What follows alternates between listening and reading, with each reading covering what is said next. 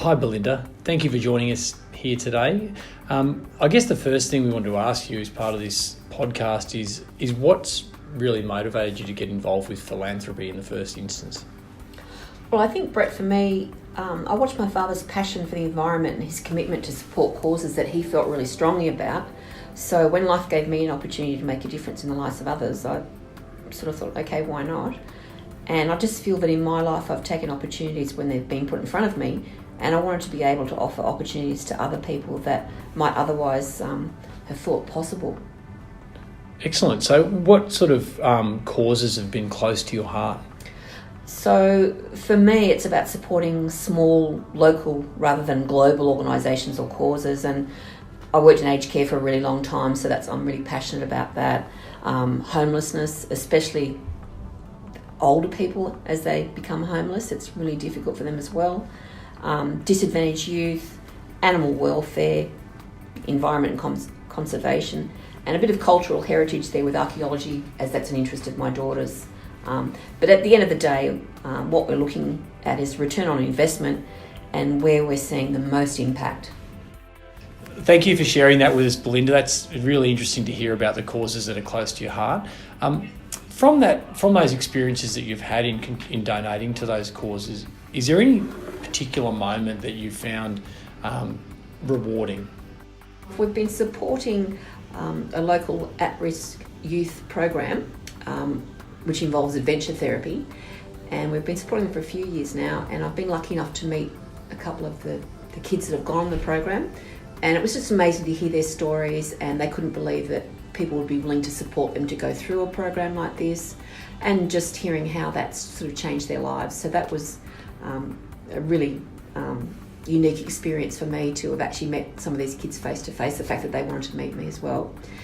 And more of late, we've actually been giving away, or not giving away, that's a bad terminology, we've been granting, making some smaller grants of late that have given us a lot of joy, and we feel that they've been making even a lot more powerful impact for us as a foundation and for our board than maybe some of our bigger donations that we've given before, or bigger grants that we've given before. So it might be a new direction that our board may want to do at the next AGM, is to follow some of the smaller organisations and have a bit more of that powerful impacting happening. So Belinda, it's obvious that you've been very generous your whole life and you've given personally, but what actually led you to set up the Seaton Foundation? Okay, so in the beginning, my daughter and I, we tested the waters with, first of all, with supporting 6 at-risk youth to actually go through Human Nature with their Recreate program of adventure therapy.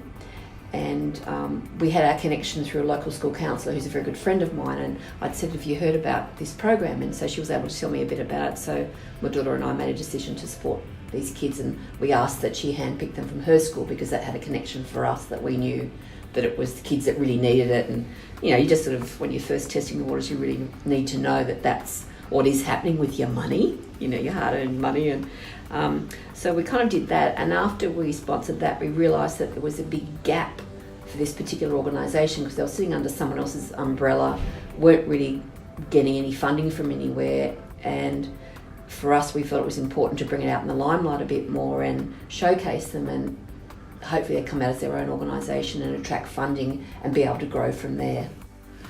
So with that being said, then obviously they'd need for Human Nature or the Recreate program to come out and be on its own, it would need funding, a substantial amount of funding to get it going. So they already had a little bit of funding from another organisation. They were quite willing to grant some more money and almost match the funding that we were willing to do. And so we decided that we would make that commitment for 3 years to be able to support them to get up and running and to be able to run the programs and hopefully move into the future with lots more funding from other sources. So that's how we originally got into it. I didn't really know how to set up the foundation, but I sought help on that through Elston. So Belinda, when you established the Seaton Foundation, did you do it with the purpose of involving family members?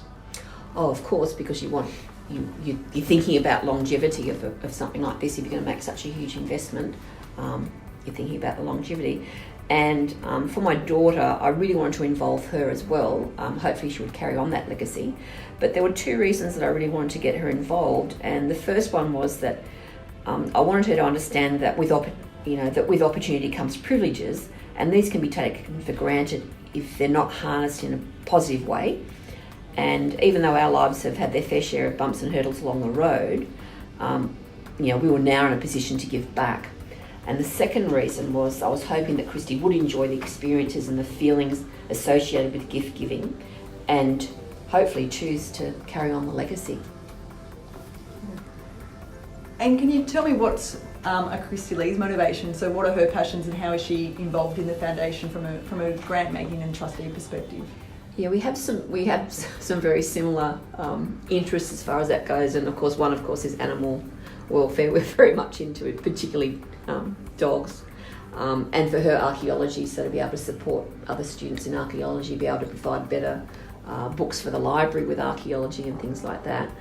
And for her being on the board, I sort of said to her, well, how do you think your experience has been? And she said that she's far more aware about gift giving in general, and that she's learnt that you really need to research before making any decisions to ensure that the grants that are going to organisations will have a positive impact or an outcome, and that she's far more thoughtful about what charities to give to and why. Standing out from that, Belinda, can you comment on how you feel Christy Lee's involvement with the foundation has impacted on your relationship with one another? Sure. I am very lucky and very fortunate to already have a great relationship with her, but this was a whole new learning curve for both of us, as we had little experience except dipping our toe in to sponsor a few kids in the beginning. We've both experienced both positive and frustrating times through our learning, and this is helping to shape how we think about making future decisions for better outcomes. With gift giving comes responsibility, and we're really enjoying the process, but we're also more aware of the need of succession planning to ensure that longevity of the foundation.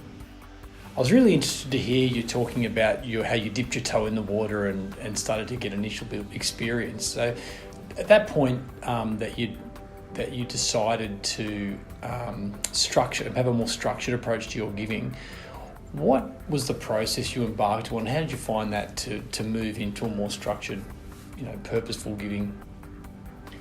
Yeah, that's a good question.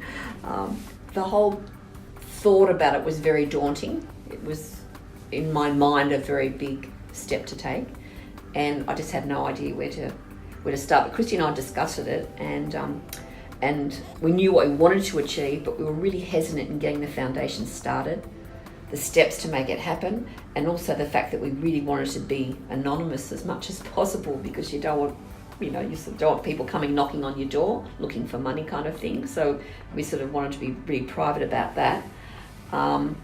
And so I didn't know where to start. So of course I just approached Brett with the question of how do we start? How do we get going? And to this day, I'm pretty sure that this was a new area for Brett as well, but the way that Brett looks after his clients, he just got to with his research, found the most respected philanthropic service to support our foundation, and the ball just started rolling from there. Belinda, you mentioned that when you first set up the foundation, you wanted to be private in your giving. And obviously, we're really lucky that you've been happy to do the podcast and advocate more around your giving and your philanthropy. And I'd just like to know what changed this. I think that a lot of people are frightened about where to start, or think that they don't have enough money to make a difference. They think they have to have $1 million plus to make a difference, but they actually don't. You can start with small numbers, do the same thing, dip your toe in the water and see if you enjoy the process. And I think if more people were aware that it's not as daunting as I first thought, that perhaps they might like to have a go at that as well. So Belinda, obviously you're personally very generous and you've always given a lot. What are the other benefits you've had from actually setting up the foundation or just providing donations to other organisations? Well, I think other than the feel good that it gives you, that you are able to help other people, and sometimes you do get to meet some kids, like the kids that I met, and you might get to meet other people on programs. There's obviously a tax benefit as well if you want to look at it that way. So why let the tax man decide where to spend the money when you can decide that you want it sent to a good cause?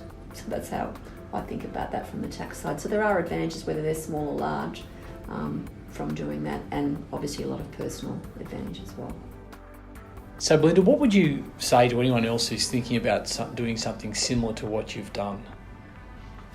So my thoughts on that would be to involve the family members and even some extended family, because they can also benefit by what they're going to learn, the joy of gift giving, and also by, if they decide to financially put into your foundation, of course they'll also get a tax benefit with that, so that's an obvious choice as well.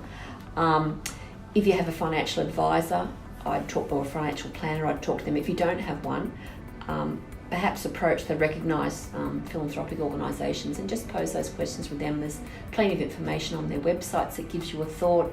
There's lots of foundations that have put articles on there to tell you what their journey was, so that can sort of make you feel comfortable. But just always remember, you don't need lots of money to start your philanthropic process.